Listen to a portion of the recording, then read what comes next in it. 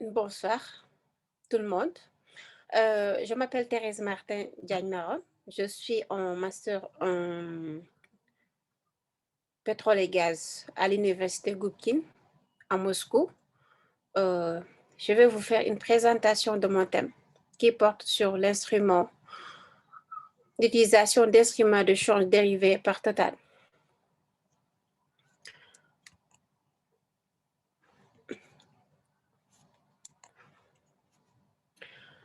Ici, nous avons l'introduction.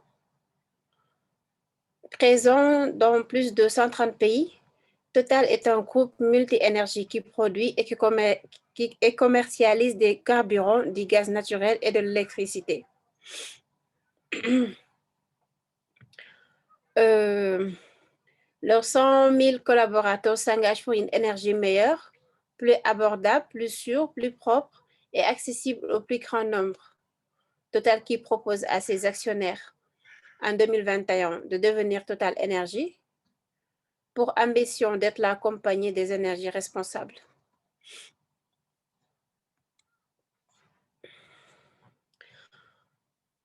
Les dérivés énergétiques constituent une partie importante du système financier moderne et sont largement utilisés à des fins telles que la spéculation, la planification industrielle et la couverture des risques.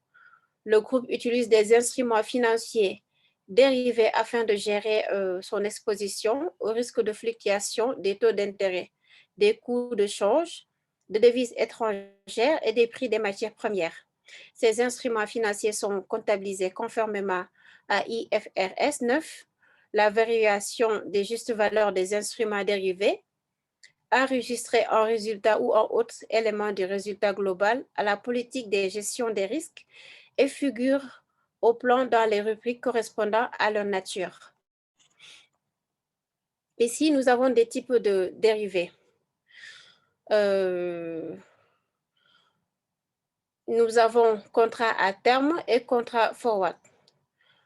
Sur le contrat à terme, c'est un accord d'achat ou de vente de l'actif sous-jacent sur le marché au comptant, souvent appelé l'actif au comptant, à un moment prédéterminé dans le futur pour un certain prix, ce qui est accepté aujourd'hui. Les contrats à terme sont standardisés en termes de date future, montant échangé, etc. et peut être recyclé à travers le temps sur une bourse à terme. Et enfin, nous avons les contrats d'option. Les contrats d'option sont la deuxième pierre angulaire du marché des produits dérivés. Il existe deux principaux types d'options. Une option d'achat qui donne au propriétaire le droit, mais pas l'obligation d'acheter l'actif au comptant à une date prédéterminée, date d'échéance ou avant ceci à un prix spécifique, prix d'exercice qui est convenu aujourd'hui. Ensuite, nous avons instruments dérivés énergie et assimilés. Les instruments qualifiés d'instruments financiers d'énergie qui incluent outre les dérivés énergie, proprement dit, et les chapitres de taux de prix, l'ensemble des contrats d'achat, vente de pétrole brut, produits pétroliers, gaz ou électricité conclus dans le cadre des activités de négoce du groupe s'inscrivant dans une stratégie d'adaptation de l'exposition aux fluctuations de prix et sont réalisés dans le cadre de limites d'intervention. Ils sont donc conformément à la pratique de la profession considérés comme utilisés à des fins de transaction. Held for trading.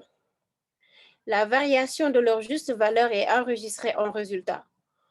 La valeur au bilan de ces instruments figure dans les rubriques autres créances ou autres créditeurs et dettes diverses, suivant qu'il s'agit d'actifs ou de passifs. Voilà en quelque sorte les actifs et passifs en produits dérivés d'énergie assimilés de la totale, présentés sous ce tableau au 31 décembre dernier. Nous avons les activités pétrole-produits brut, activités pétrole brut, produits pétroliers et taux de prix. Nous avons shop de produits bruts, de produits pétroliers et de taux de prix forward. options futures, options sur futur auto collatéral. Ce sont les contrats physiques qui sont assimilés à des instruments dérivés d'énergie et figurent dans les montants présentés. Ici également, nous avons les actifs passifs en produits dérivés d'énergie assimilés de la totale, qui montrent en global le résultat.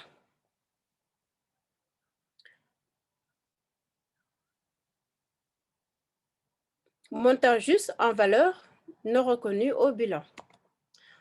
Nous avons ici le portefeuille d'instruments financiers dérivés de la totale.